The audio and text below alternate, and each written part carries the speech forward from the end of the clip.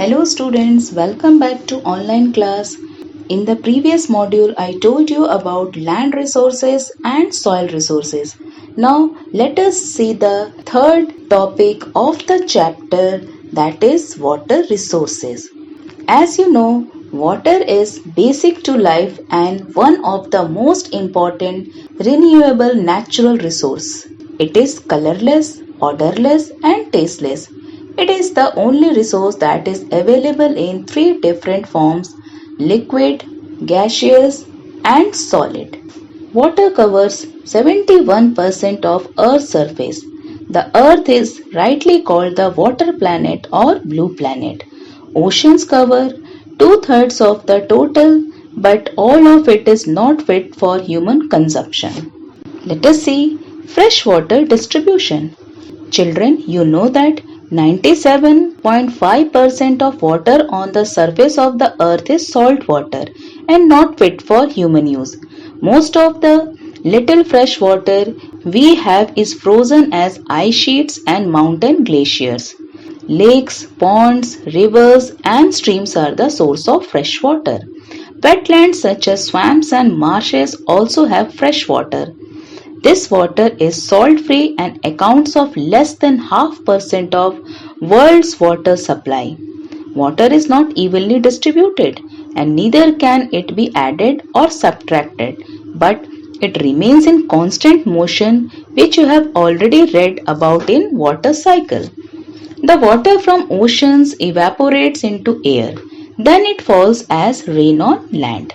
The amount of rainfall received in different parts of the world varies considerably. Some places receive heavy rainfall while others hardly get any. This is the reason why water supplies also vary across the world. Now let us see uses of water. Water usage vary from region to region and also depends on the purpose for which it is used. Water is essential for our bodies and everybody drinks it. Even animals drink water for survival. It is used for washing innumerable things and items like clothes, vehicles, for construction, bathing, etc. Water is used in different fields. Let us see some of the uses of water. Agriculture. Nearly 70% of water is used in agriculture, mainly for irrigation. The main issue is that farmers are withdrawing water at a faster rate than it is being replenished. It is estimated that 3 cubic meters of water is required to produce 1 kg of rice. According to UN Food and Agricultural Organization, agriculture is responsible for the depletion of most of the fresh water. Another field is hydroelectricity. Large-scale river valley projects that provide water for irrigation, electricity, and control floodwaters. Hydroelectricity is used across the world and it accounts for about 19% of the total electricity production. These projects construct large dams across river. In all, there are 45,000 dams in the world. Canada is the largest producer of hydroelectricity, followed by the US and Brazil. Hydroelectricity provides cheap power. It also helps to reduce greenhouse gases. However, these projects had negative impact on environment. Large dams have led to loss of forest, wildlife and biodiversity. Hundreds of people have been displaced. Soils have been degraded by continuous irrigation and salinization. India has over 4,000 dams in operation. These are part of the multi-purpose projects.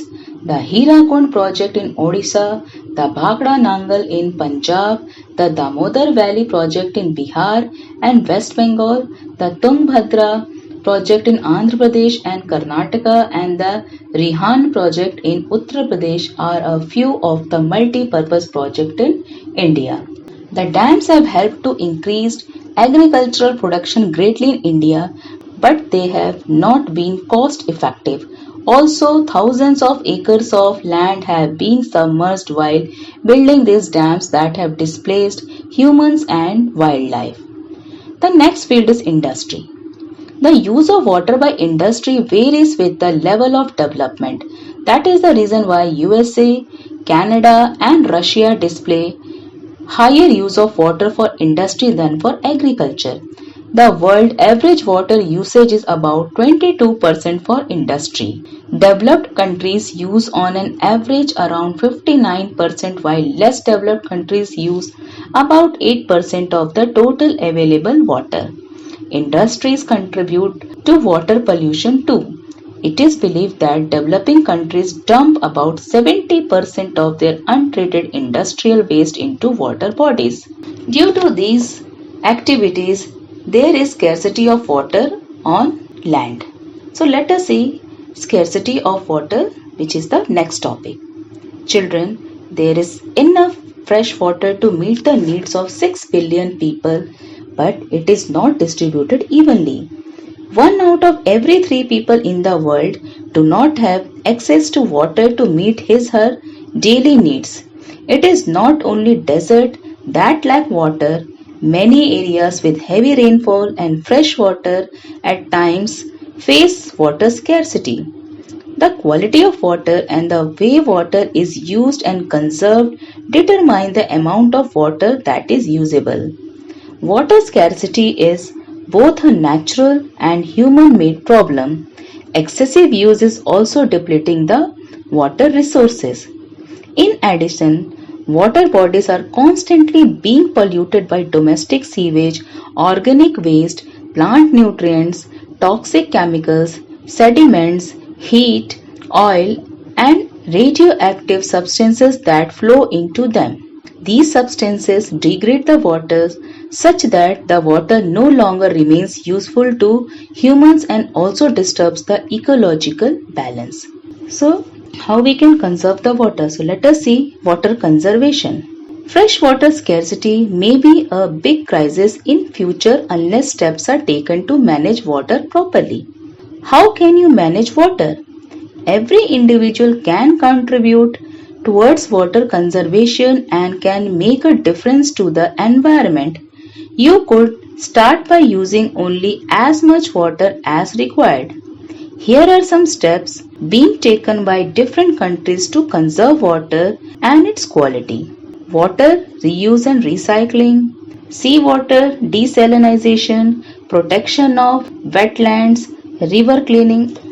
Now let us see rainwater harvesting. It has become important to preserve and conserve water that's available, even if it's in the form of rain. Rainwater harvesting is one of the most popular methods of conserving water, especially in urban areas. The rainwater is collected on the roofs of buildings and then stored underground for later use. This helps in recharging depleted groundwater, raises the declining water table and adds to the existing water supply. It is also environment friendly in urban areas. In rural areas, rainwater harvesting helps in controlling the flood water flowing into the river, which then dry up after the rain stops. The water, when held back, will seep into the ground and recharge the groundwater supply. Children, now let us see some watery fact. Almost one-fifth of the world's population, about 1.2 billion people, live in area where water is physically scarce. 1/4 of the global population also lives in developing countries that face water shortages due to the lack of sound infrastructure for water supply.